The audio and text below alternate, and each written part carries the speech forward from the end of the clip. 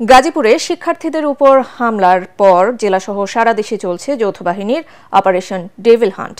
এতে গাজীপুর থেকে এ পর্যন্ত ৪০ জনকে আটক করা হয়েছে। যৌথ বাহিনীর অভিযানের খবরে মহানগরীর ধীরাশ্রম এলাকা কার্যত পুরুষশূন্য হয়ে পড়েছে। ওই এলাকায় বয়স্ক নারী ছাড়া অন্য নারীরাও বাড়িঘর ছেড়ে গেছে। রাতভর টহল দিয়েছেন যৌথ বাহিনীর সদস্যরা। ধীরাশ্রম টঙ্গী সড়কের দুপাশে ঘটনাস্থলের কাছে সব দোকানপাট বন্ধ। এদিকে গতকাল বিকেলে বৈষম্য বিরোধী ছাত্র আন্দোলনের বিক্ষোভ সমাবেশ শেষে শিক্ষার্থীরা চলে গেল শেষ মুহূর্তে জেলা প্রশাসকের কার্যালয়ের সামনে সড়কের পাশে এক ছাত্রকে চলন্ত মোটরসাইকেল থেকে গুলি করে এক দুর্বৃত্ত।